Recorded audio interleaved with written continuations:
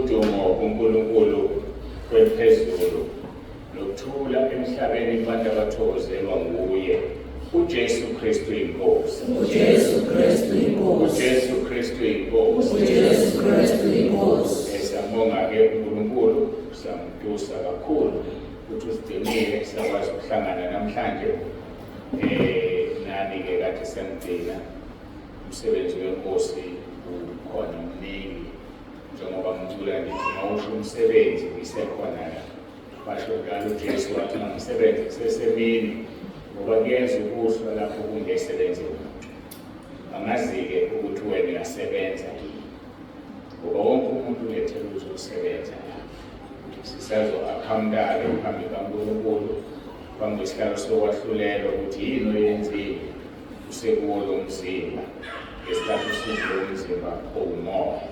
Siyambonga-ke kakhulu uNkulunkulu ukuthi sikhona, sibonge-ke nabafikile abaqalayo namhlanje.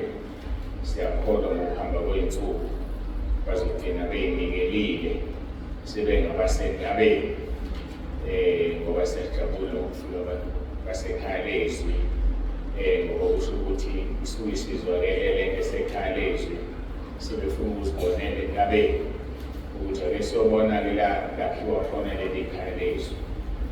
Sibonge kakhulu angivele ngihlale phezu kwendemezelo-ke ngoba ziboye ngathi ziyisitanyana ende ngisheshe ngiqede ukuze singene-ke enkonzweni.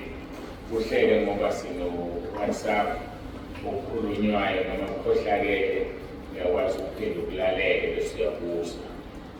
Mhlawumbe kangibingelele-ke ngoba bengakabingeleli obaba befundise, omama befundise, omama bonke nobaba insizwa no-Sunday school.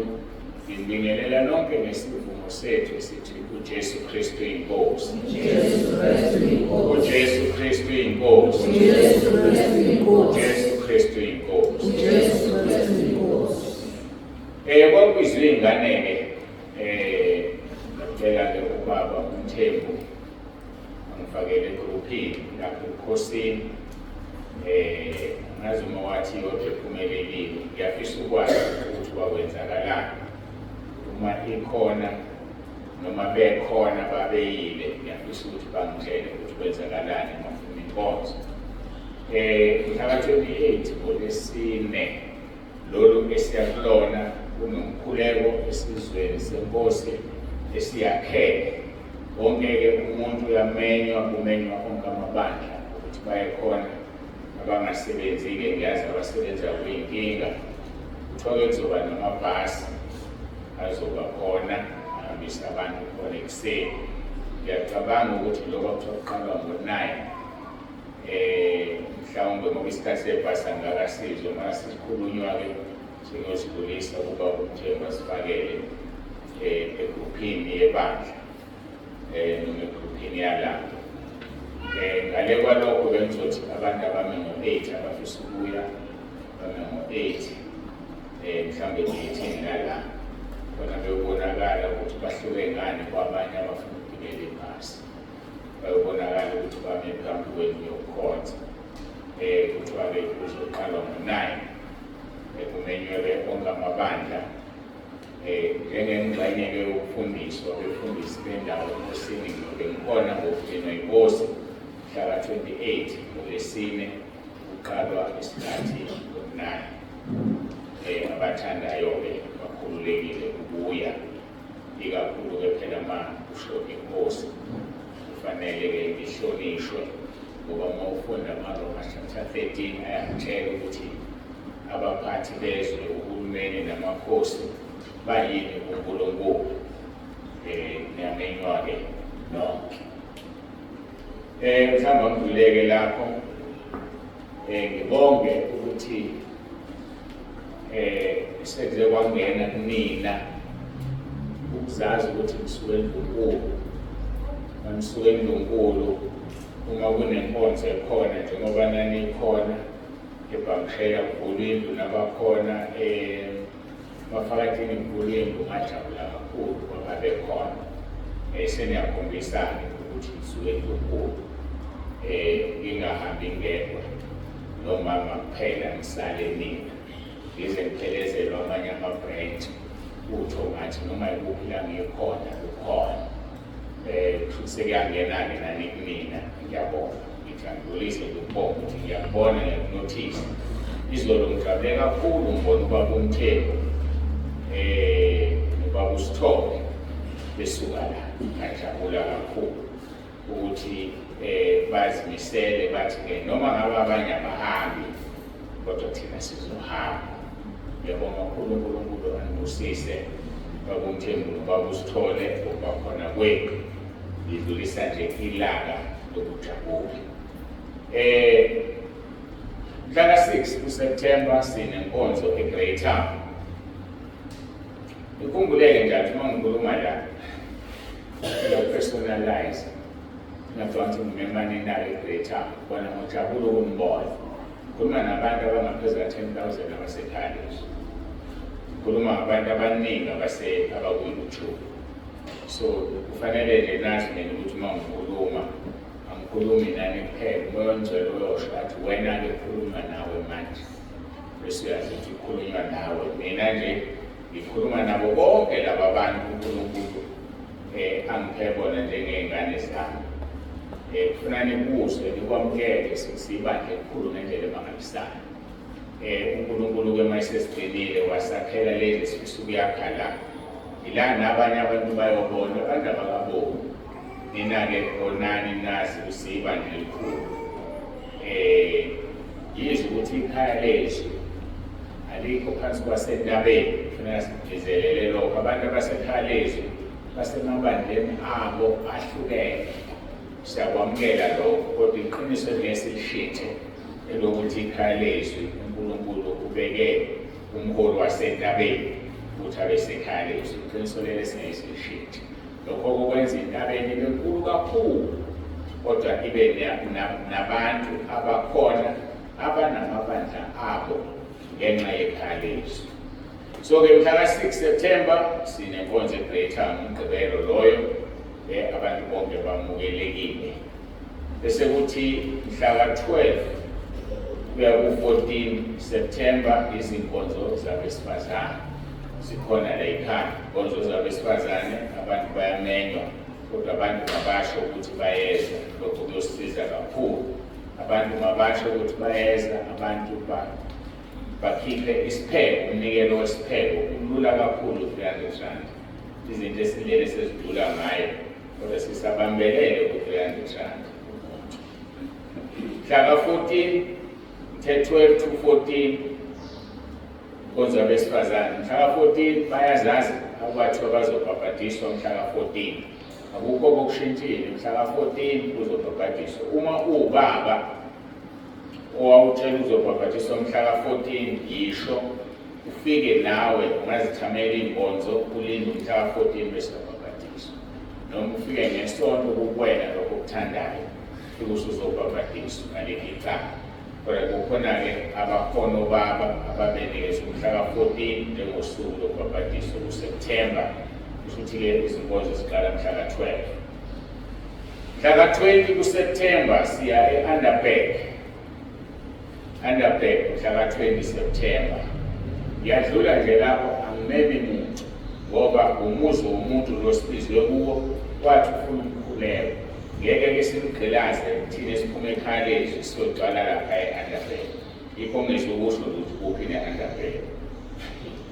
Sizothula nje kanjalo. Kodwa mhlaka 20 siye-Underberg ngokugcinwa yinkosi. Mhlaka 21 Septemba sisembali simenywe umfundisi ukumene sisembali isonto mhlaka 21. Sizame sikuhlanganise sihlanganise izinto zangalezi zonke ngalokwehliwa kwenyuka. Mhlaka 28 Septemba ngokugcinwa inkosi sisembuka. Ngiyanazi indaba nayithanda. Ubani ungafuni ukwazi ukuthi ngihlekani? Ongafuni ukwazi ukuthi ngihlekani akaphakamisa isandla. Ngibona isandla esiphakamayo. Ngiyayithanda nami ongafuni. eluphumele uma-ke wena ngoba uyifuna indaba zodlala ngathi lawo zengathi awuyifuni. Singayisisho-ke lezi ndaba zokuthi ngibuye ngize Isangelo 16:15 uthi uJesu bheka ngeza njengesela busisiwe olindayo alonde izingubo zakhe ukuba ngabi ngohambaze baze balibone ihlazo lakhe. Bheka ngiyeza njengesela. Isela lazi ukuthi ifika nini? Nansi into engihlekayo ukuthi mhla ka-28 simbuka asebeshilo sebethe mhla ka-23 September uJesu uyakuzolanda ibandla. Uthi yena uzofika njengesela kodwa khona sebaxoxelile ukuthi akazukuba yisela. Ngiyadlula-ke bengihleka nje ukuthi ikhalenda yethu iyaqhubeka mhla ka-28 uNkulunkulu esidinile ngoba ngabuya namhlanje uJesu ezolanda ibandla. Angazi-ke noma ukusela yini ukubuya ngosuku oludethi olushiwoyo. Angikho-ke lapho ngiyadlulela nje mina. Ningasho ukuthi ngitheni kodwa-ke sengikhulumile. Mhla ka-28 September ngokudinga inkosi sembuka. Mhla ka-30 September kuya kumhla ka-2 October i-pastors seminar nemaningi abefundisi benu emabandleni amaningi ahlukene babekhona kanye nathi. Mhla ka-30 ngoLwesibili inkonzo izoba ntambama yokuqala bese ziba khona-ke nangomhla ka-1 bese ngomhla ka-2 ngoLwesine ekuseni inkonzo yokugcina pastors seminar. Mhla ka-30 kuSeptember kuya kumhla ka-2 October 3 days. Mhla ka-4 October uNkulunkulu esidinile siya embolweni nalapho kangizumema muntu ngoba umuzi womuntu wememela yena afisa babekhona embolweni ngasemshwazi eNew Hanover dolobha labo ePietermaritzburg.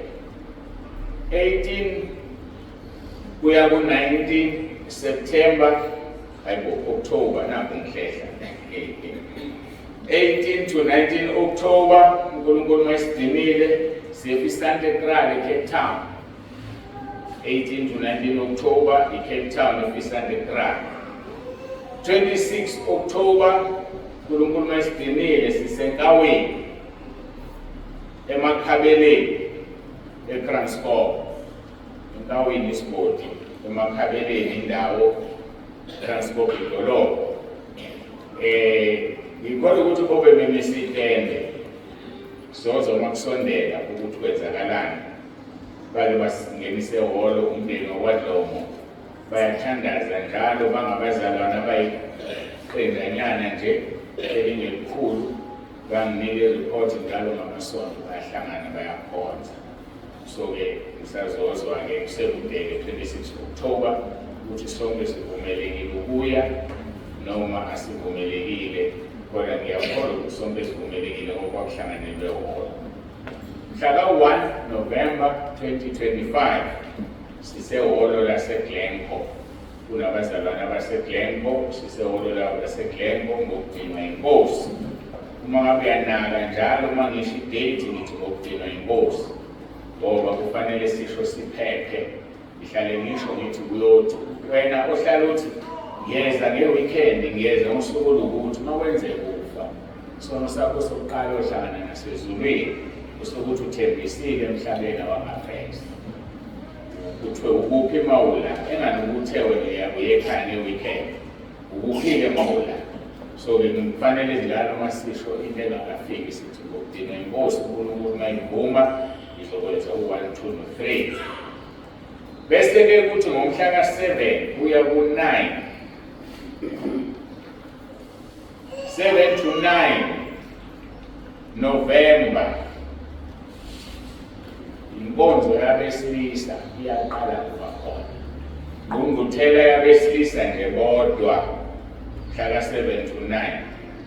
Angazi-ke ngoba basimtshontshelana nathi basifake singabesilisa kwewumama bakhona nabayododela omama bangene angazi sobona masekusondele kodwa-ke kunjalo nje.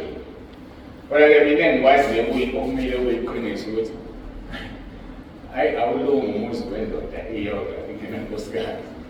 So ukuthi-ke siyabadinga bafowethu ngithini konfirme ngani ukhona asibadingi. Oh yes, baphendula-ke nineni ngabezwa ku-YouTube naku-WhatsApp bathi bayabadinga bayabadinga babekhona. Lokho-ke sokushiyela kumama uNsibanda yena ubona wenzenjani. Thina sithi 7 to 9 October inkonzo yabesilisa, mhla ka-9 not October ngiyaxolisa, November. Mhla ka-9 November usuku lokubhabhadiswa, Sunday. Kusho ukuthi kufanayo-ke uma kunomama ababethembisa ukubhabhadiswa mhla ka-9 kuyobabona-ke ukuthi bayeza inkonzo zonke noma beza ngesonto angazi. Ngoba yikho into eyimfihlo kulezi iy'nkonzo, phela kungabi khona ngaba sirekhoda.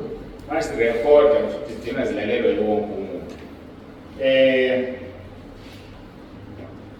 Ngicabanga ukuthi ngiqedile ngendemezelo, ngizamile ukuyiphusha nje ngithiwe ngibona sesiza ku-40 minutes nje ngimemezelo ngithuthi, kanti kwezinye seziphelile-ke ngiyabonga kakhulu uNkulunkulu abe nani, uNkulunkulu anigcine.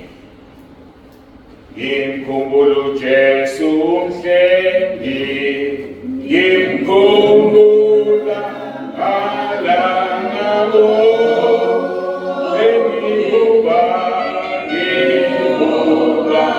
ngihambe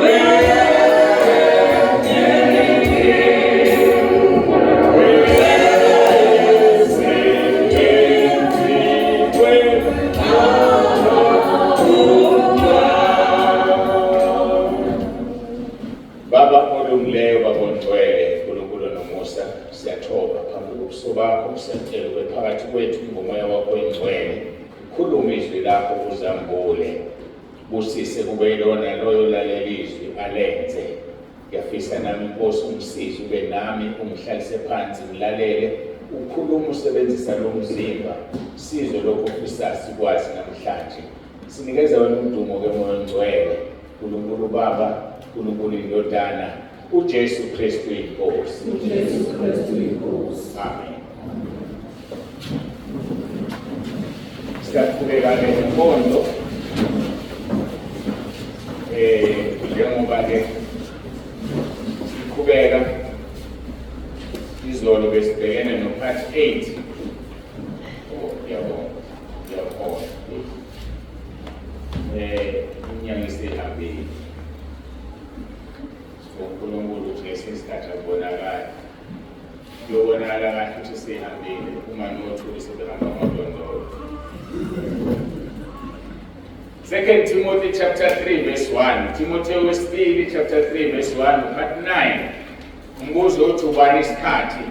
Ifimi yethu leyo. Ubani isikhathi? Ifimi yethu leyo. Ngiyakholwa ukuthi lonke nilalelile inkonzo yayizolo ngoba ngeke ngakhuluma ngagxila kakhulu kulezi zinsuku esinikwe zona zomhla ka-30 kuSeptember kulo nyaka. Angisezukuya-ke lapho namhlanje, ngizoqhubeka nje ngoba kuyaqhutshekwa bafowethu, kufanele sifunde, sikhule, siqine umoya, ungashukunyiswa ngamandla kodwa kube strong, bambelele kulokho okukhona. Ingakho ngidlulile nje kuleliya vesi Sambulo 16 verse 15 umethi uJesu ngiyeza njengesela, usisiwe lilaya lonke izibuko zakhe zibe mhlophe ngoba uza njengesela. Isela-ke umuntu akalazi lifika nini, ubona sekonakele, awubaqindezile la ekhaya, benza umonakalo kwaba nje, linjalo-ke isela. Sizoqhubeka-ke singene esihlokweni esisha ngokulandelana kwamazwi akhulunywayo kuvesi 2. Soqala kuvesi 1 sifunde novesi 2 sigcine la kunesihloko esisha khona. Isihloko saseBhayibhelini sithi abadukisi bezikhathi zokugcina. Kepha yazi lokhu ukuthi ezinsukwini zokugcina kuza kuvela izikhathi ezinzima. Verse 2, ngokuba abantu bazokuba ngabazithandayo, sesivalile ipheji labazithandayo. Bese beba ngabathanda imali. Singena kuleyo phathi-ke namhlanje. Abantu bazothanda imali. Okokuqala kufanele sikwazi imali ayisona isono. Isono ukuthanda imali. Angiphinde futhi. Imali ayisona isono. Isono ukuthanda imali ngaphezulu kwazo zonke izinto, ngaphezulu komdali wakho uNkulunkulu. Imali iyimpendulo yezinto esizidingayo emhlabeni. Akukho ongakwazi ukwenza ngaphandle kwemali, but don't be crazy about money. Uma usuqala usu-crazy ngemali, usuzobona. Isikhathi sokugcina-ke lesi, abantu bathanda imali. Bathanda ukuyivusa noma ikuphi lapho bengayivusa khona. Kangokuba abanye badayisa ngemizimba yabo ukuze bathole imali. Abanye badayisa ngemizimba yabo, ababoni ukuthi badayisa ngemizimba yabo ukuze bathole imali. Kodwa uma usuhlala phansi umcacisele umuntu evula amehlo, uzozibona ukuthi udayisile ngomzimba. Abantu badayisa ngomzimba yabo kusukela kwi-early age ka-4 years badayisa ngemizimba yabo. Mhlawumbe nawadayisa awazi ngoba ngishilo ukuthi khona abazivi badayisa khona abangazi. Yasikhumbula lesa sikhathi umncane umalume wakho noma ubhuti wakho wena wesifazane ekuthintathinta ekuphi uswiti ethi ungatsheli muntu wabatshela baba wadayisa ngomzimba wakho uswiti. Omunye wakunikeza imali encane kabi wathi ungatsheli muntu wathula wazitshela umuntu ukuze ube manje nokwazi uzivumele leso sono. Iqiniso lithi udayisile ngomzimba wakho kusukela neminyaka yo-4. Ngizomkholeka-ke mina ngoba iqiniso liyayiphumela nakwami umlomo. Sivume isono sakho ngoba wadayisa ngomzimba. Sibuka kabi abantu abadayisa ngomzimba bayoma lapha e-beach bayohlala emahhotela bahlale noma yikuphi. Yebo ku-wrong. Kodwa khona badayisa ngomzimba bengaboni badayisa ngomzimba. Uma uhamba unqunu ngongozile umzimba wakho yithempeli kaNkulunkulu udayisa ngawo. Ngoba umuntu wesilisa uzoza kuwe ngoba ebona umzimba, hayi ngoba ekuthanda. Kodwa uzofika athi uyakuthanda, kanti usudayisile ngomzimba. Bese kuthembisa izinto ezingekho, usuyavuma nawo. Uthi ungakhulelwa kushiye kanje. Awuke uphendule umbuzo wakho ukuba kwalengane yakho. Wakushiyelana ngoba udayise ngomzimba. Kanti wena ubona ngathi uthando usuyakhulelwa. Wakushiya ngoba wayengafuni umzimba wakho badayisa ngawo. Zikhulile ezinye ingane zingobaba nomama namhlanje ziwumphumela wabazali abadayisa ngomzimba. Kodwa uma ungabeka ngesihloko ukuthi wadayisa ngomzimba uzophika. Kodwa nansi ingane nje ayinababa ubaba wayilahla ngoba wayengeve efuna umndeni wayefuna umzimba wakho.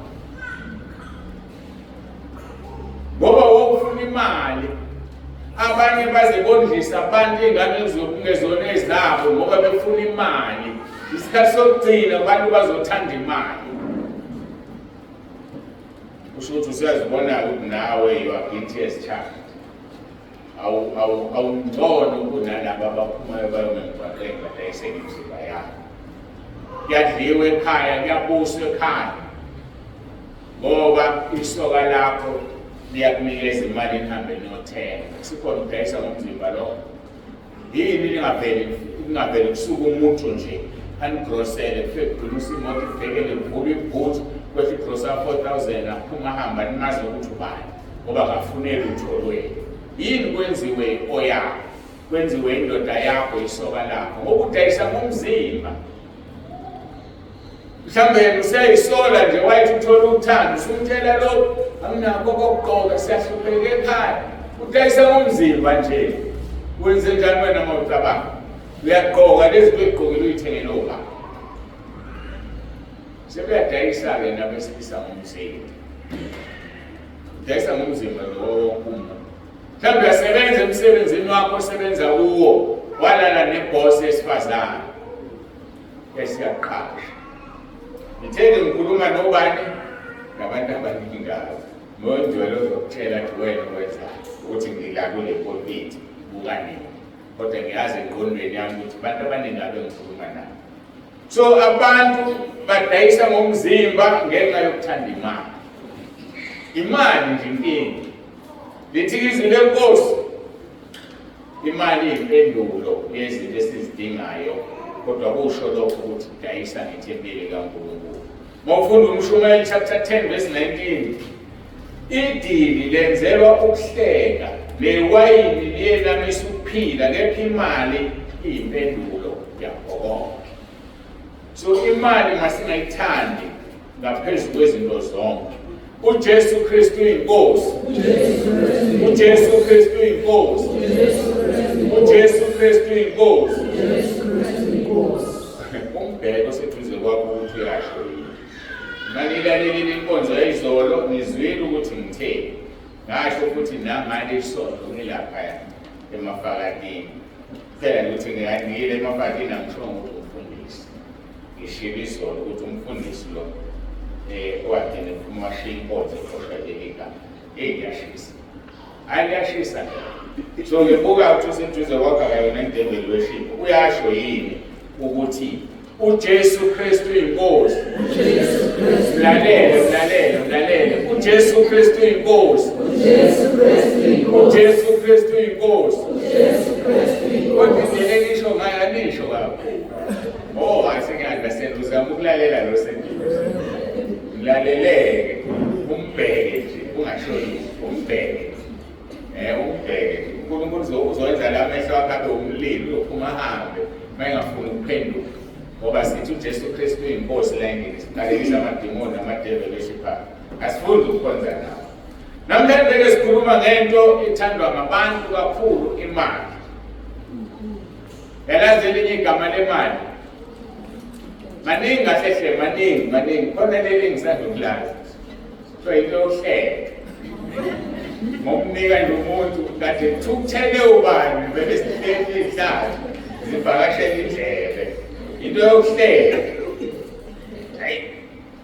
ukukholwa kuyaphela ngenxa yothando lwemali kuyaphela ukukholwa bangaki ngabantu abawukhokhelayo ugesi abawukhokhelayo ugesi bangaki abakhokhela amanzi athi umuntu ngoba kunamali ukuthanda imali lo umntshontsha ugesi umntshontsha amanzi ziyakhokhelwa lezi zinto bangaki abahlezi ezindlini ezakhiwe ngematerial yokuntshontsha okufanele zidilizwe zishiswe hayi mina ngiyabuza bakithi kumnandi ukuba umfundisi ongayithandi imali ngoba zishunyelwa lezi zinto abazalwane banjani bazobaleka nomnikelo baleka nomnikelo wakho mina ngifuna ezulwini anginandaba nomnikelo wakho hayi anginandaba nawo mina mangifuna imali ngiyabhukha uNkulunkulu uyanginika ngithi-ke bangaka abangawukhokheli ugesi bangaka benzelwa ama-favors endaweni ey'thize abanye babambe iqueue ko-home affairs bawubambe ngemali bakithi uthanda imali lapho kayithandwa uyithandwa ongale ayisekho into eyitholayo eSouth Africa ngaphandle kokuthi udize and kuyasiqiphisela umhlaba thina esikholwayo singafuni ukudiza indaba-ke yokudiza siziyangena ebandleni likaNkulunkulu yekani ukudizela abefundisi nazi nabadizela abefundisi emabandleni ahlukeneyo yiko ngithethe ungayipersonalize le kodwa ukuthi abala bakubala kakhulu abangeyona abasentabeni bona abasentabeni kodwa manje sengikhuluma amabandla ahlukeneyo ngoba sinabafundisi abawu-1000 ekhaya kukhona lento yokuthi nikela yanikhulekela kodwa ninikeli ukudiza nokudizela uNkulunkulu akadizele akukhulekela umfundisi usinde ubuze ukuthi uzonikela ngamalini athi noma yipho ethandayo unamanga khona la ifuna engqondweni yakho uyakhokhisa asikhokhisi nezinto zikaNkulunkulu mina ningaboninikela nje make ngakhuleka uNkulunkulu akuphilisa ngazi uzoqala mina sokuxabana ngoba bona ukuthi umenza cheap lo wami uNkulunkulu akathemba ngemali maye uphilisile angifune imali yakho wena mawunikela le uNkulunkulu athi nikele ngalesi sikhathi unikela ngaso ukuze ubusiswe abantu ababusiseki nje ngoba bayadiza ngemali bawathi omunye umfundisi kimi ngicela ukukhipha okweshumi ngoba kunethende ngifuna impumelelo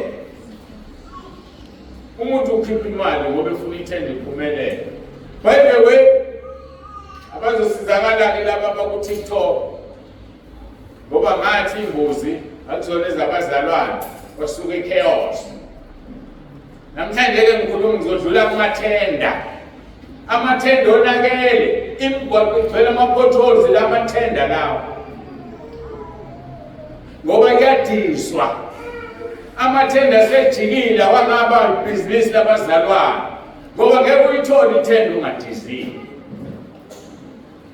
into engiyithandayo-ke ngalaba abathatha inkulumo zami bazishintshe ingoba basuke beyilalelile intshumayelo lokho nje engiyithandayo bangizwe kahle thina-ke sikhule engekho amathenda kugcwele iy'moto kuthiwa ezakwa-GG eziyelo bonke umgwaqo lo ungekho thathu umgwaqo ungenayo ithathu manje kulani izulu ogandaganda bayawuskrepa bawulungisa muhle udlula emgwaqweni amathani namhlanje ngenxa ama-potholes ngoba uzulungisa umgwaqo ufuna ukuphuma ithenda ahambe umuntu ayo-aplayela ithenda mhlawumbe ithenda ka-10 million ose-ofisi athi ngifuna u-40%, which is 4 million.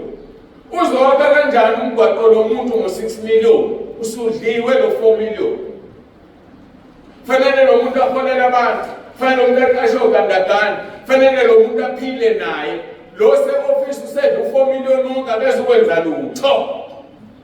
Lifile izokuthanda imali. Jikile umsebenzi wamathenda usewona wabazalwane. Hayi ngoba ngithi wona uyisona, hayi usona isona. Kodwa yiphi ithenda ozoyithola ungadizile? Ngoba uke wadiza, wonile kuNkulunkulu. Mawungaboni ukuthi isikhathi sonyaka siyalanjiswa singabazalwane, sekufika isikhathi sendlala. Ngiyayibona indlala yethu, ngikhuluma ngendlala nje. Ngoba phela kukhona imisebenzi esingakwazi ukuyenza, ngoba itholakala ngendlela esingeke siyisebenzise. Lonake ilizwe babeqashwe bonke abantu uhulumeni kuqala, labo gandaganda nikhuluma ngabo ukuthi o-GG babeqashile phela inyanga bahole bahambisa imali ey'nganeni zabo, kuphilwa kumnandi. Iyothi into eyimbi aphathethi kuphela, but the rest was not bad. Ukunesimo esikhona njengamanje, mpanjebe imoto yakho kwi-pothole ume, fika igebengu zikwephutha le moto, zikwephutha amasondo. Ithawundo ukuthi siyakubona nawe uyakhipha, nathi sifuna ukhipha. Hayi bona imoto yami ekubhalwe iphuthe yakho, nathi siyawufuna amanye amasondo. I-pothole njalo leyo engalungisiwe ngoba imali yehle ngemlenze.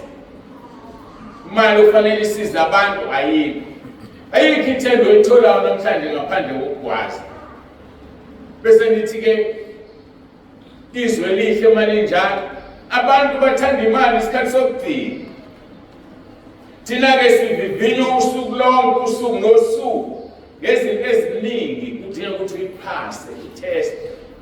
Ngoba kusuke kunendawo uthi ufuna usizo ubizwe imali. Abazalwane bahlale benama-test ofuna bawaphase every day. Angazi-ke wena uyawaphasa ndawo ama-test. Ngoba asidizi. Nakulana nje la, applyela ugesi u-phase 3. Ngoba sifuna ukufaka ama-aircon lezi ihlobo kuzoshisa. U-aplayele ngoJanuwari kuze kube manje uthule ethe cwaka kwalesikole. Ufuna ngenze njani? Ngiyokhipha imali.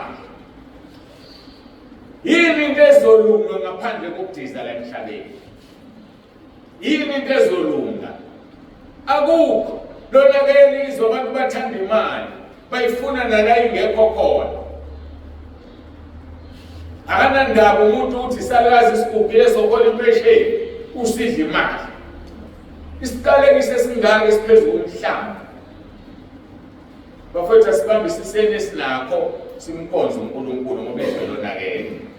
Futhi lonakalele ukuzocorrupt abazalwane. Sathana uzofuna thina. But itest yokuthanda imali iyabehlula abazalwane abaningi abaphumelela abaphasi. Ngenxa yokuthi abanayo imali, bafuna izinto zomkhotshotsho. uNkulunkulu akasisize, iyaphenduka izwe silibhekile. Kade saba khona, laqala laphenduka sibancane sizwa abadala bethi izwe liyashintsha. Nathi siyabona liyashintsha. So-ke masike sithinte nje enye into ephazamisa amakholwa ewukuthanda imali. Isihloko esibanzi mhlawumbe sizoyiqeda namhlanje. Ngoba ngifuna niye ezulwini. Mangake amakholwa athembekile kokweshumi. Yazi ukuthi ngisakhumbula ukuthi ubani inkosi yamthatha ngosesikobheni. Bagcwele amakholwa esikobheni angaphokho kweshumi. Ayasha. Mawukhipha kweshumi, awukhiphi kwinet, ukhipha kwigross. Makholwa amaningi akhipha kwinet. Ubani kanti okhintela? uNkulunkulu. Ubani kanti okhokha ipension? uNkulunkulu. Ubani okhokha ama-deductions akhona, ngaba ipolisi, ngaba umuzi, uNkulunkulu. So why ukhokha ukhipha kweshumi kwinet? Ngoba usho ukuthi lenenye awuyikholanga, pho ukhokhela obani. Ngoba mawusayina i-contract noma uqasho kuthiwa makuthiwa ukhola 10,000. That is where ufanele ukhipha kweshumi. Makufika u-6,000 woza ukhipha u-600 rand. Ngoba usho ukuthi noma amagama wami ipension ikhokhela uNkulunkulu awukhipha kweshumi. Uthi uNkulunkulu siyamphanga, uphanga uNkulunkulu. Khona-ke masekuthiwa uhlakaniphela isigebengu, uthi umagebengu uNkulunkulu. Yazi mina ngiyamangalisa webazalwane. Mangaka amakholwa athembekile kokweshumi. Mhlawumbe ufuna ngibuze umbuzo, sikhiphelana kweshumi. Sikhiphelana kweshumi. Umbuzo wesibili, kukhishwa abanjani okweshumi? Nokuthi-ke sikubala kanjani okweshumi? Mhlawumbe ufuna siphendule le mbuzo. Ibanzi-ke le mbuzo, angiyazi noma izophela namhlanje.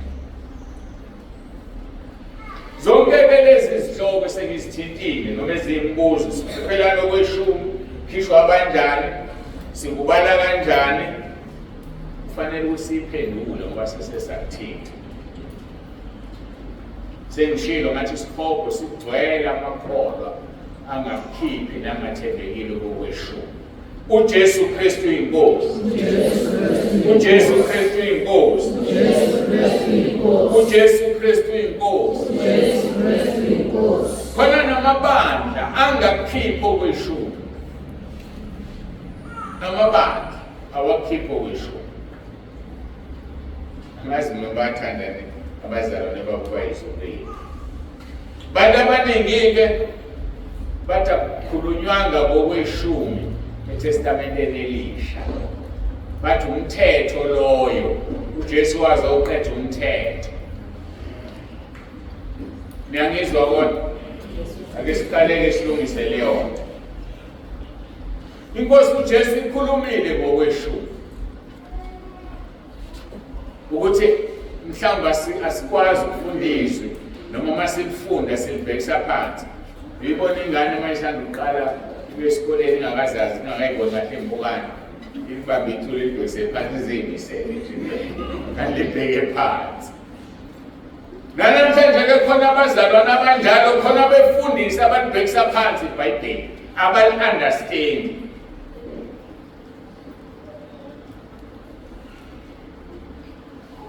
Inkosi uJesu ukhulumile ngokweshumi. Kunezinto ezimbili okufanele uzi-understand ezintweni esizenzayo njengabazalwane zihlukaniswe kabili. Number 1, kunezinto okuthiwa ikholwa uma lizenza kugcwaliswa ukulunga. Bese kuba khona izinto okumelwe ikholwa lizenze kodwa aligcwalisi ukulunga. Angiwaphindeke lento ngoba isemqolo kakhulu. Kunezinto okuthiwa ikholwa uma lizenza kugcwaliswa ukulunga, bese kuba nezinto ikholwa elithi uma lizenza kuthiwa ukuthi kumelwe lizenze kodwa kugcwaliswa ukulunga. Bambi igama lokuthi kumelwe lizenze kukhokhelekile. Ngizolinganisa-ke yini osiyenzayo kugcwalisa ukulunga umbhabhadiso. Mhlawumbe ngishumayela ngalokho. Matthew chapter 3 verse 15. Ngesikhathi uJesu efika kuJohane umbhabhadisi ethi ngibhabhadise. Johane umbhabhadisi wathi angifanele ukubhabhadisa indodana kaNkulunkulu nguKristu. uJesu wathi phendula wathi verse 15. Vuma kalokhu ngokuba kusifanele ukugcwalisa kanjalo ukulunga konke. Khona-ke wayesemvumelo wambhabhadisi. So kunezinto othi uma uzenza ugcwalise ukulunga. Njengokuvuma uJesu, njengokuvuma izono ugcwalise ukulunga ngoba ngeke ube righteous. Ngeke ube righteous ungazenzile lezi zinto. Kunezinto okumele uzenze ugcwalise ukulunga. So ukunikela okweshumi akumlungisisi okwenzayo kodwa kufanele ukwenze. Hayi ukulungisisa okweshumi, ngeke ungene izilungu ezokuthi ukhipha okweshumi. Hayi ngeke kwenzeke lokho. Sikuthatha kuLuka chapter 18 kala kuverse 10 ya 14. Lithi izwi lenkosi okukhona abantu ababili abenyukele ethempelini beyokhuleka, omunye ngumfarisi omunye ngumthelisi. Umfarisi wema wazikhulekela ngokuthi uNkulunkulu ubala izinto ezingakila, ubala izinto eziwu-3. uNkulunkulu ngiyabonga ngoba ngingenje ngabanye abantu. Leyababali igcwele abangalungile iziphingi nanjengalomthelisi. Khona mase kuthiwa ulahlekelwe ingqondo, ungabonga uNkulunkulu ukuthi awufani nabanye abantu. Phela ungafani nabanye abantu ukuthi uyahlanyekana. Into ohlanyayo ungafani nathi sonke. Akuyona into yokubonga leyo. uNkulunkulu uthe masidala wathi umfanekiso wakhe, so kufanele sifane. Kodwa ngoba konakele ekhanda lomfarisi ubonga ukuthi akafani nabantu. Number 2 verse 12.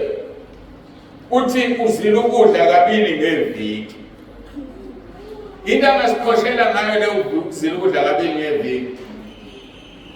Engani usathane laba abantu abakwenze kwaba umthetho uyabahlasela. Ngoba wenza komthetho ukuzila ukudla ngeviki.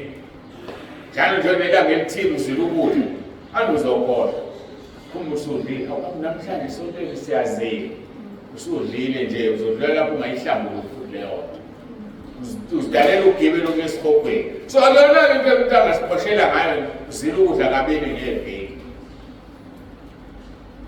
Number 3, uthi nginikela okweshumi kukho konke nakho. Ukhosha ngakho unikelo okweshumi ungenisezulwini. Uthi-ke uJesu mayiqhubeka, uJesu ukhuluma le ndaba verse 13. Kepha umthelisi emikude wayengafuni ukuphakamisela amehlo akhe ezulwini, kodwa wazishaya isifuba ethi uNkulunkulu ngihawukele mina so. Phinde ngiyicorrecte ngesizulu ukuthi mayishaya isifuba usuke eqhosha. Wayengazishaya isifuba ngoba eqhosha. Wayethi uNkulunkulu ngihawukele mina so. Uthi-ke uJesu, ngithi kini lo wehlele endlini yakhe elungisisiwe kunomunye. Lo thini ngihawukele, uNkulunkulu ngihawukele. Lo khosha ngokukhipha kweshumi wayengalungisisiwe ngoba kweshumi akukulungisisi, akukwenzi ungene ezulwini. kodwa ukungakhiphi okweshumi kukholisa ngqo esikhopeni. Uthi uJesu ngithi kini lo wehlele endlini yakhe longisisiwe kunomunye ngokuba yilo naloyo oziphakamisa uzokuthothiswa kepha ozithobayo uzophakanyiswa. uJesu Kristu inkosi. uJesu Kristu inkosi. uJesu Kristu inkosi. Inkosi uJesu ke iyakukhuthaza ukungizwe kahle, iyakukhuthaza ukhipho kweshumi ngoba ungena phansi kwezinto ezingeke zikulungisise uma ungakwenzi, kodwa kuzokusesiphokweni uma ungakwenzi. Uthi-ke kuMathewu 23 verse 23, maye kini nababhali nabafarisi bazenzisi ngokuba nithela okweshumi kwesinkuntshana nokodonqa nokwentshungu, niyeka okunzima komthetho okungukuthi ukwahlulela, isihawu nokholo. Usethi-ke benimele ukwenza lokhu, ningakuyeki nalokho. Ngithenge uku-understand kahle le ngishumele ngisho. Ithi King James Version, this you ought to have done without leaving the others undone. Uthi uJesu into okufanele niyenze ukwahlulela, isihawu nokholo, kodwa ningakuyeki nalokho okungukhipho kweshumi.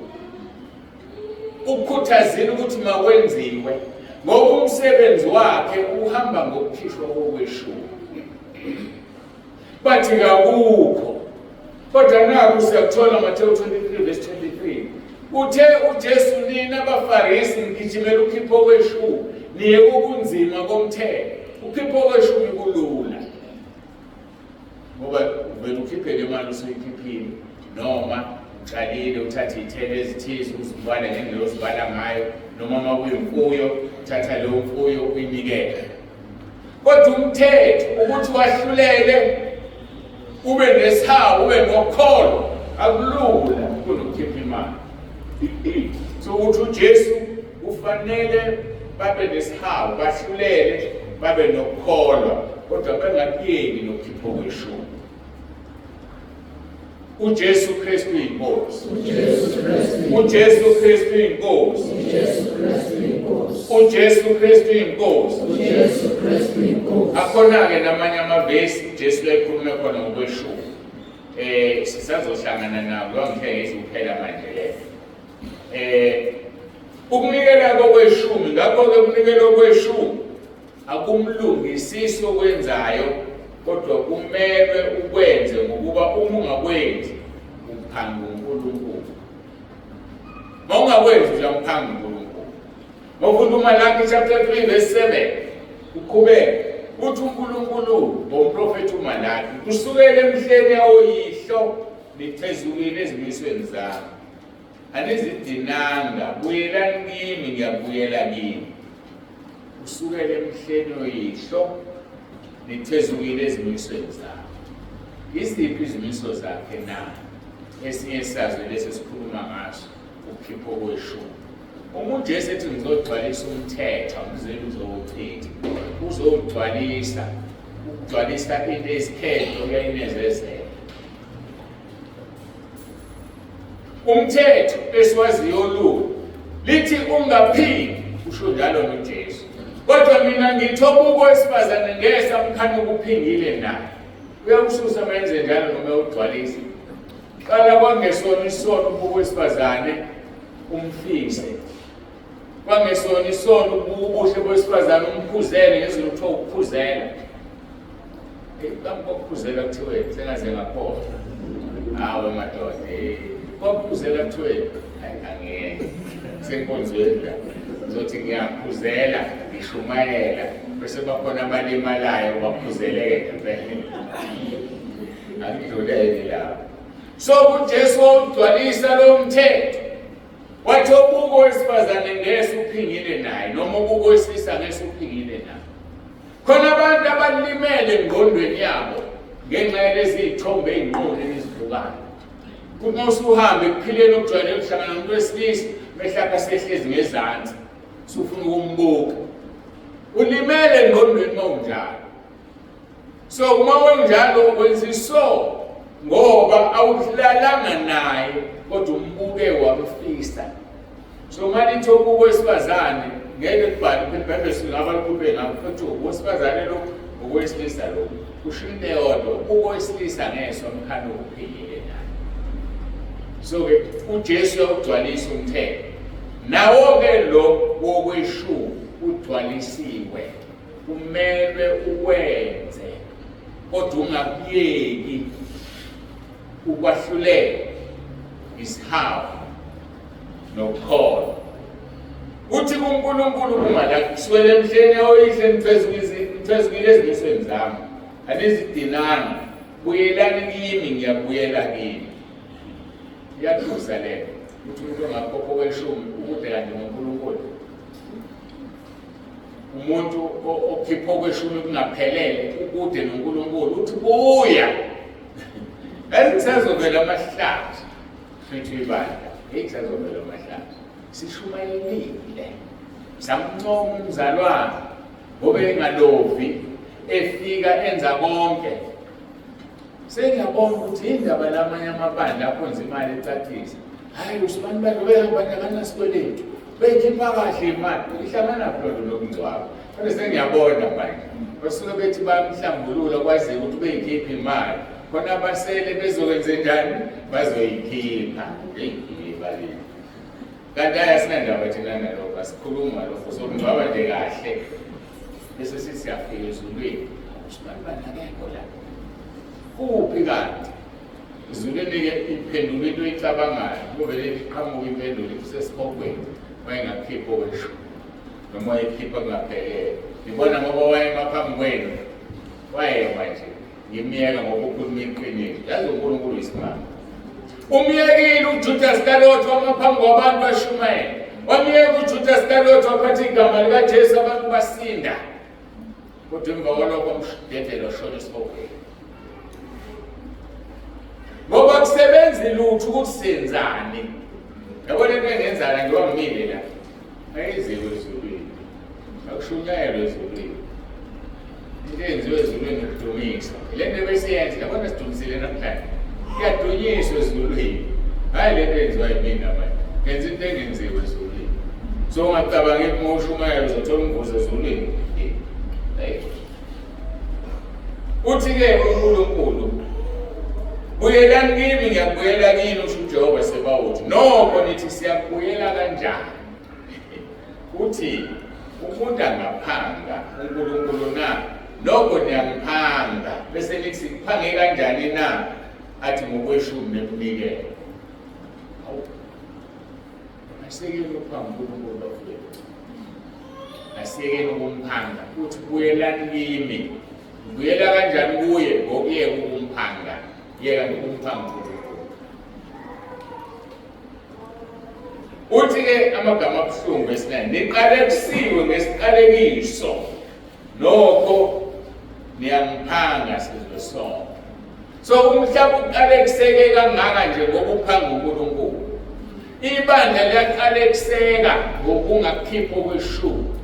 Umzalwane uyaqalekiseka as an individual uma engakhipha okweshumi.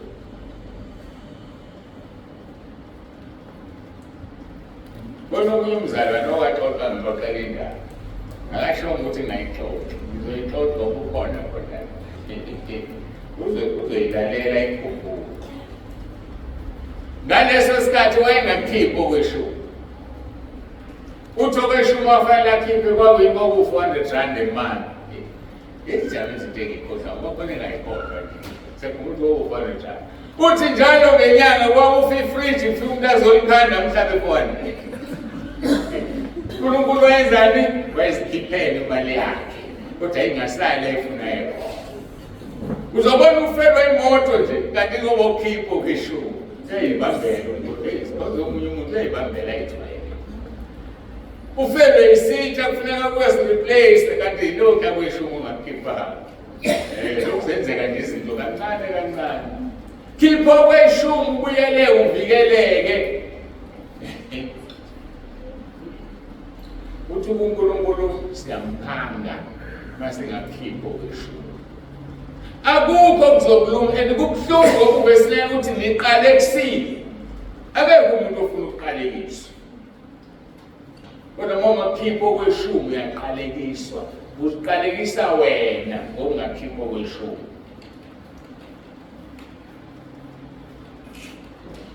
Sengijahe phambili esingafiki khona. Ukwenzweni elandelayo mhlawumbe amazi. Ngoba sekuyavuka. Sikhiphelani kanti okweshumi. Mawufunda uJakobe ungowesibili wakhipha okweshumi. Hayi incwadi kaJakobe. uJakobe nje indodana ka-Isaka. Umuntu oqala wakhipha okweshumi uAbraham. Owesibili orekhodiwe uJakobe. Wathi uJakobe ebalekela u-Esau, Jehova uma ungilondolozile endleleni yami, wangipha ukudla, wangipha okokugqoka, ngiyokhipha okweshumi njalo kwenginako. So kusho okweshumi asikhipheli ukuthi sibusiswe, sikukhiphela ukuthi uNkulunkulu ukunika okokugqoka, wakunika ukudla, uyaphila. Khipha okweshumi. Lokhu kubusiswa sokuyise-plus, but asikhipheli ukubusiswa. Ingakho abantu bedideka bethi, ngicela ukuthi ngikhiphe okweshumi khona ithende engiyifuna. Yini lona le? Khipha okweshumi ufuna ithende. Yikho nje angayitholi ithende. Ngoba ukhipha okweshumi incorrectly. Asikhipheli ukuthola izinto okweshumi.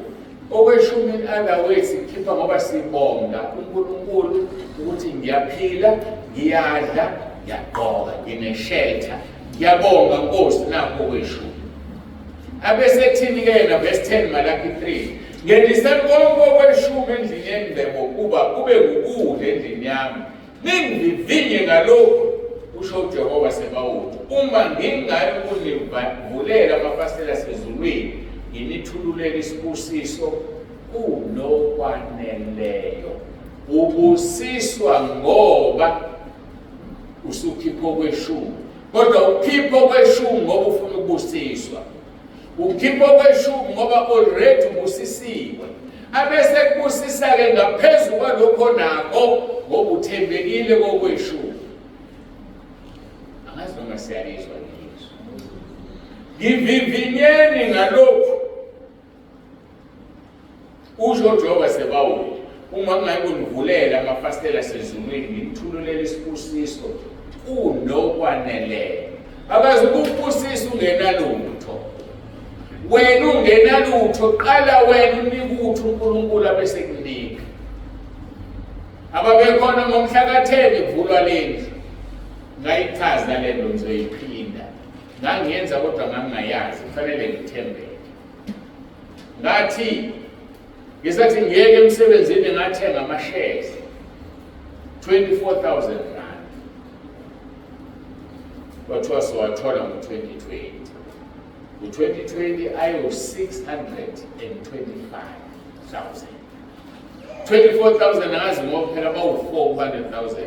Kusho ukuthi basebe bangaki 4 times 6 ba 24.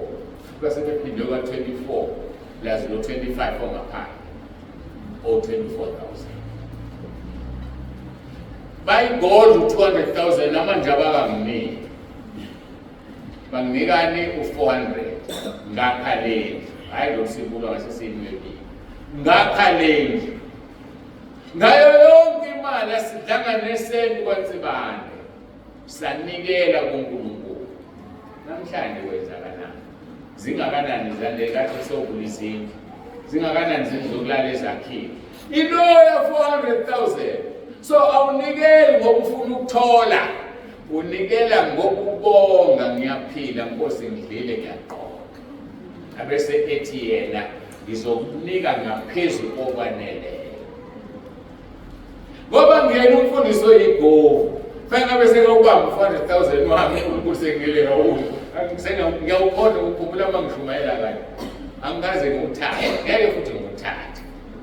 Kodwa zoqhubeka enzeni ayilethe sakhe izindlu abazalwane bakhonze. Abafuneka abafundisi abamagogo bafuna ukuphiwa. Uthi uJesu sibusisiwe isandla esiphayo kunesamukelayo. Meaning esamukelayo sinjani? Siqalekisiwe.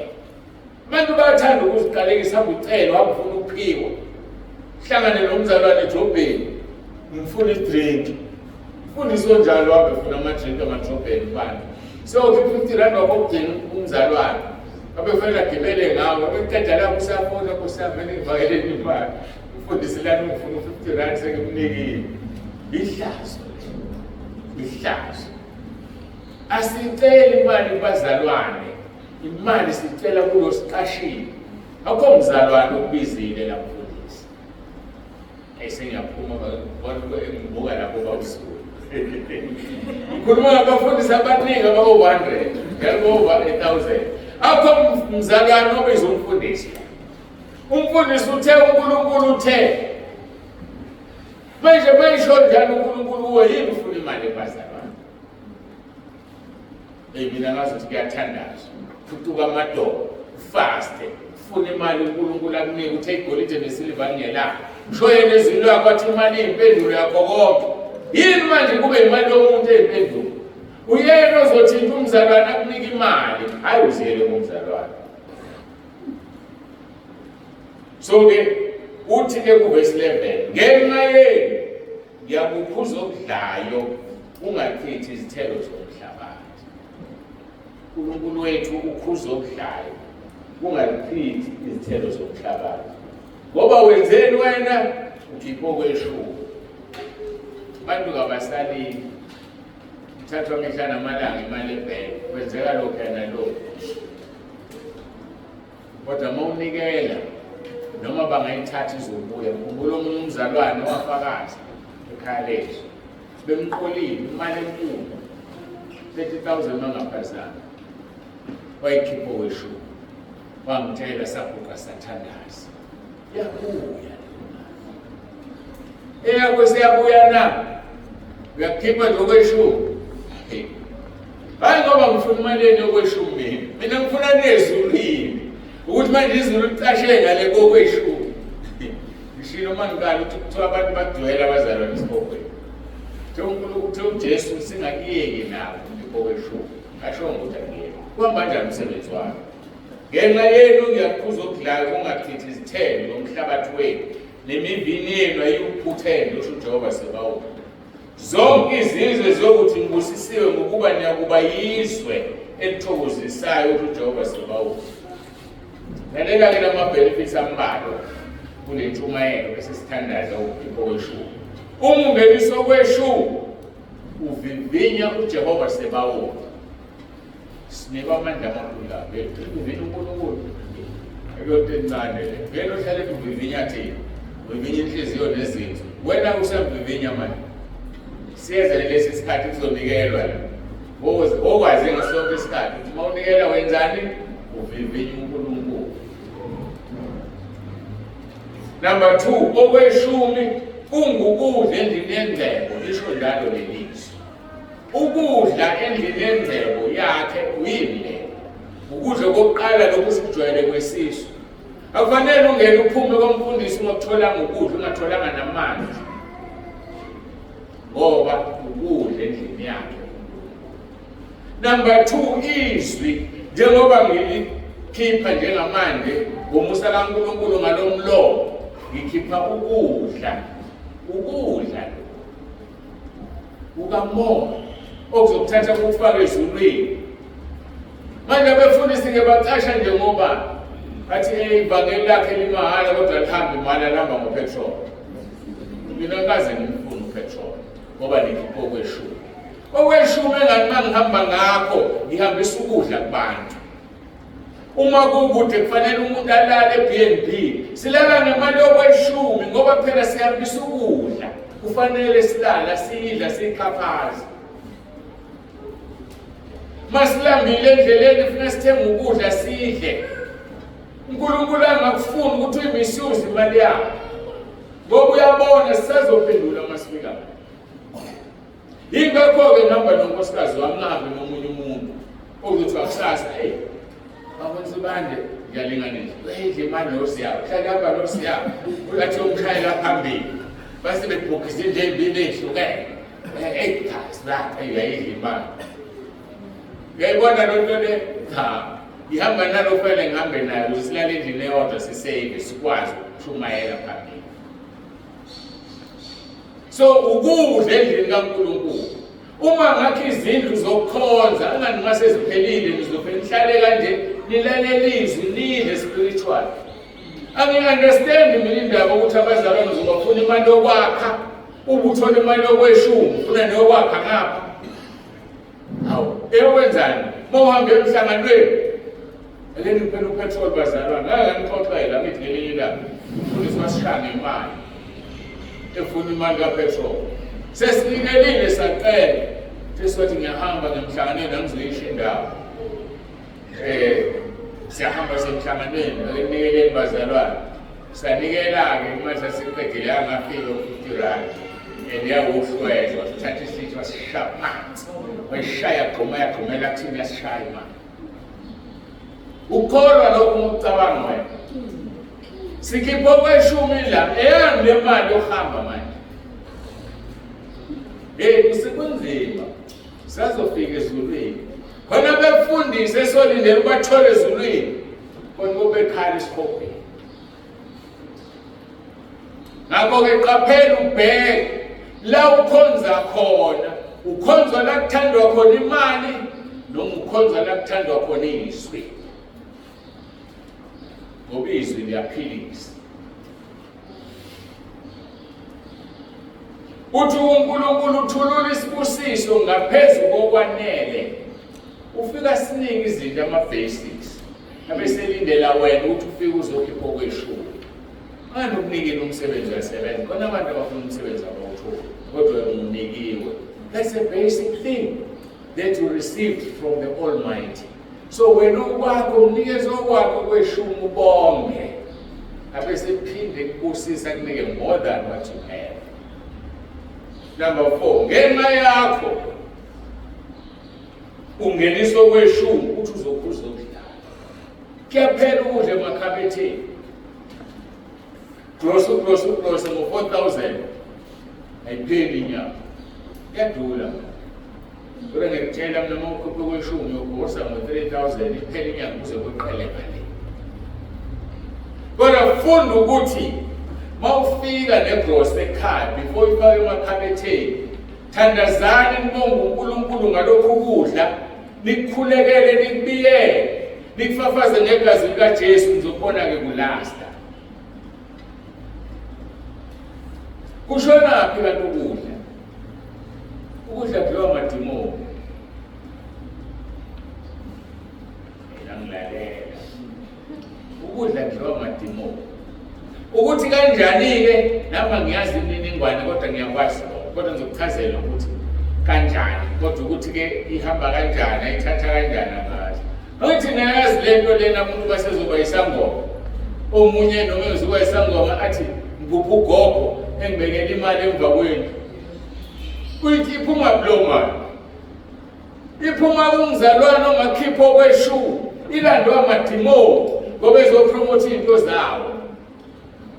Kodwa ukuthi engithathe kanjani lokho engithi angikwazi ngabo kodwa nje ukhuphe kunemali emva kwenu uma iphuma fika ithoba ibe kokubani lo mali amadimoni. Nampa abantu osaziwayo siyabazi angizowasha amagama abo. Abanye baba abangama-gay eLisbeth bacebile laba bantu bayithatha kule mali. Abanye abasebenzi uyi-gay kuphela eLisbeth kodwa unemali ongekubela ugibela imoto ongekuyigibela iphuma kule mali kubazalwane abangakhipha okweshumi. Athi umuntu angiyiboni imali ngiyahola aliphele iviki esibili imali yami angiyiboni umshoneni. Awugawe uye kuNkulunkulu uthi uzovimba okudlayo unike uNkulunkulu imali yakho akudinele yona amadimoni angabi nesandla phezu kwayo. Wathi kimi uNkulunkulu ngelinye ilanga not very long ago lonyaka wathi ngifuna abe abefundisi abathembekile abangikhonza ngeqiniso ngoba ngifuna ukuprove ukuthi igolide nesiliva lingelami. Abefundisi abathwele bahamba ngamabhanoli, abafundisi abathwele bagibela imoto esingakwazi ukuyigibela. Wathi ngifuna abefundisi abathembekile ngibanika amabhanoli, ngibanika imoto eziphezulu to prove ukuthi mina imali yami. Indaba abantu abathwele ibona benazinto, kodwa abantu abangikhonza abanalutho ngoba bathembekile kimi. Ufuna abantu abazothembeka. Ake sithembekeni uNkulunkulu bese simbone sisampulela imali yakhe kodwa nesilive lakhe. Ayikho into engamvimba, ngiyalinganisa futhi kwenzeke uthi unesikweletu endaweni ethile asivale kuthiwa sisebenza. Sinabo lobo bufakazi la endlini, angizungena-ke kubo ukuthatha isikhathi bese ngiyakubalelile. Sinabo la endlini, umzalwane wayenengane yakhe ekweleta e-university, sibambe umkhosi la, savaleka isikweletu. Igolide nesilive lakhe. Kungavele kufika umuntu la kanti mhlawumbe akekho in practical, afika umuntu nonyanywavu lwe-Mercedes, afika athi baba uMthembu babuzile ukuthi uNkulunkulu anginikele le moto. Thuba ujabule nawe. Ngaqala ukumbona lo muntu, kanti uphinde umbone hlala naye ezulwini ingelosi. Imoto yakhe uNkulunkulu ayikho ndawo, kodwa izothela izenze zonke ezikhonza omunye umuntu igolide nesilive lakhe. Okufuna sikwenze thina ukwethembeka. Senze izimiso zakhe. Uthema iqala lapho kungalapho wathi ngiphezulile emisweni zakhe. Usukele emhleni oyihle. Babekhipha okweshumi obaba sakhilithi. Yini inkinga? Ukuthanda imali. Isikhathi sokulinda lesikhuleko.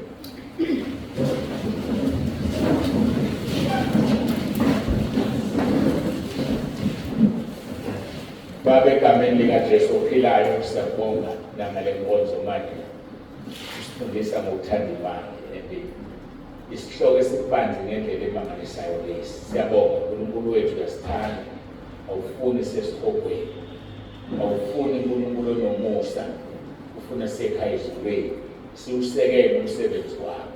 Siyabonga ke thina la entabeni ngoba sinaye umholi osidlela imali zethu. Asinaye umholi ongenza izinto esizibonayo. Siyakubonga Nkosi khona manje usinikeze izindlu ezimbili ezidlula ngendlela emangalisayo ngaphezulu kwa500,000. Siyazi usazoqhubeka kanti usazosakhela nendlu uma kuwukuthi awukabuyi Nkosi ukulanda ibandla. Indlu ezohlala abantu abaningi. Siyakhuleka siyacela ukuba Nkosi wenze umsebenzi. Siyacela uNkulunkulu onomusa ukubusise bonke abazalwane abanikelayo, bonke abazalwane abakhipha okweshumi, bonke abazalwane abakhipha inhlobonhlobo zemnikelo. Babusise Nkosi ukuba bangazisoli ngalokho abakwenzayo. Usuthise ukulangazela kwabo ngokuhle njengokushilo kwiHubo 1:3-5. Siyabonga Nkosi ngoba izwi lakho uyalilinda ukuba likwenze lokho okufunayo. Usisake kube lona loyo ofikile manje.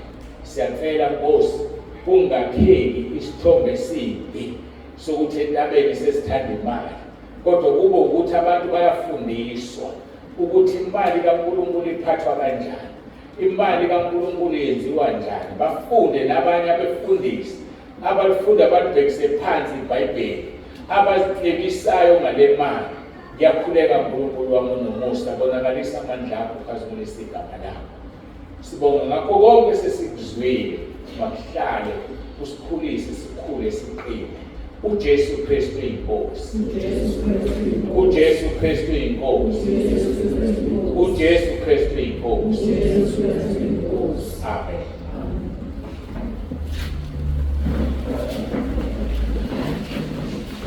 Sikhona ekhaya lesithina